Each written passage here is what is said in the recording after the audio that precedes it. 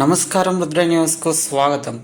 బహుజన నాయకుడు సర్దార్ సర్వాయి పాపన్న 315వ వర్ధంతి సందర్భంగా సిద్దిపేట జిల్లా హుస్నాబాద్ పట్టణంలో తెలంగాణ కల్లు గీత కార్మిక సంఘం మరియు వివిధ పార్టీల నాయకుల ఆధ్వర్యంలో ఎల్లమ్మ దేవాలయం వద్ద వర్ధంతి కార్యక్రమం నిర్వహించారు.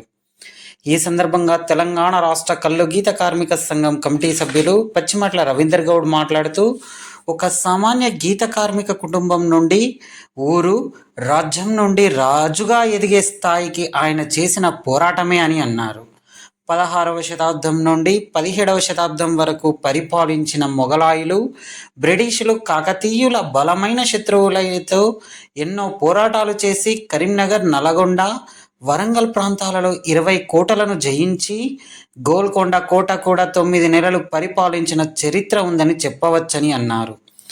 ఆయన చరిత్రకు సంబంధించిన బ్రిటిష్ మ్యూజియంలో రీజర్స్ అనే ఒక చరిత్రకారుడు సర్వాయి పాపన్న చరిత్రకు సంబంధించి ప్రజలు, రైతులు, మహిళలు జానపద కళారూపంలో పాటలు, నాటకాలు చేసినట్లు ఆయన తన రాసిన గ్రంథంలో తెలపడం జరిగిందని అన్నారు. బ్రిటిష్ వాళ్ళు పోతూ పోతూ ఒక వీరుణ్ణి మర్చిపోలేక ఆయన విగ్రహాన్ని బ్రిటిష్ మ్యూజియానికి తరలించిన గొప్ప బహుజన నాయకులు సర్దార్ సర్వాయి పాపన్న అని అన్నారు. ఈ కార్యక్రమంలో పట్టణ అధ్యక్షులు పూదరి రవీందర్, పట్టణ ప్రధాన కార్యదర్శి వడ్లకొండ శ్రీనివాస్, నాయకులు పూదరి చంద్రమౌళి, గట్టు మల్లేశం, బీఎస్పీ నాయకులు ఎనగందుల శంకర్, వేల్పుల రాజు, సుధాకర్ తదితరులు పాల్గొన్నారు.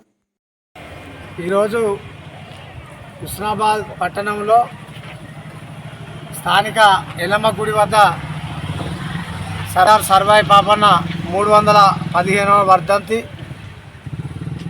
కల్లు గీత కార్మిక సంఘం మరియు వివిధ పార్టీలకు సంబంధించిన నాయకుల మరియు కార్యకర్తల సమక్షంలో కార్యక్రమం నిర్వహించుకోవడం జరిగింది. సర్దార్ సర్వాయి పాపన్న అంటేనే ఒక పోరాట యోధుడు. బ్రిటిష్ వాళ్ళను, ఒక దిక్కు మొఘలాయులను, ఒక దిక్కు కాకతీయులను అందరితోని ఒక ఎంతోమంది శత్రువులతోని ఒక సామాన్యుడు పోరాటం చేసి ఒక 20 కోటలను జయించి ఆయన ఒక 12,000 సైన్యాన్ని తయారు చేసుకుని ఒక రాజుగా పేరు తెచ్చుకున్నాడు. గంతమంది శత్రువుల మధ్య ఒక మామూలు వ్యక్తి 20 కోటలు జయించడం అంటే అది ఎంతో తెలివి ఉండాలి, ఎంతో మన చాణక్యత ఉండాలి. అప్పుడున్న పరిస్థితులలో ఆయన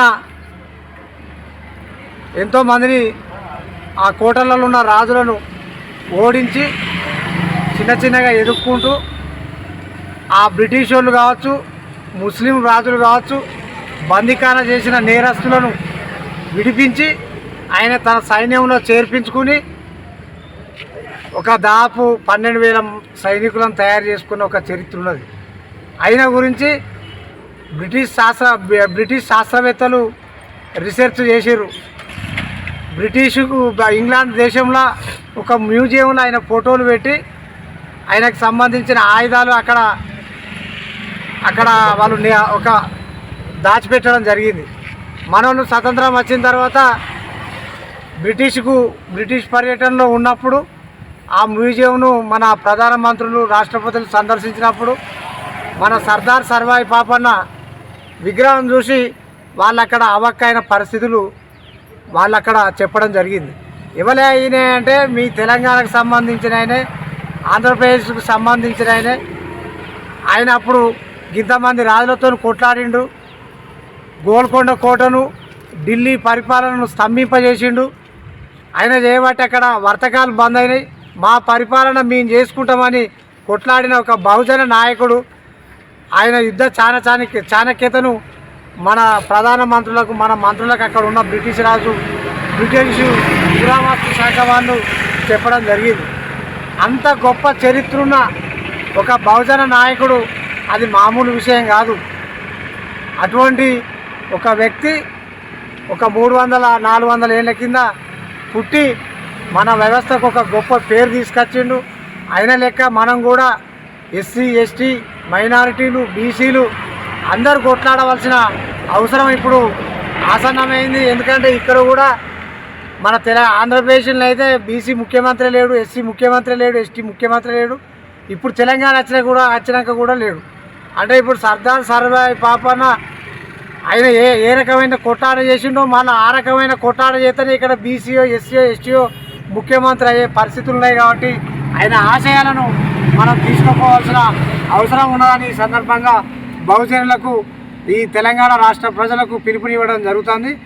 ఈ సందర్భంగా ఇక్కడికి వచ్చిన మా గీతా కార్మికులకు మరి అన్ని పార్టీల నాయకులకు శుభాకాంక్షలు, నమస్కారం తెలియజేయడం జరుగుతుంది.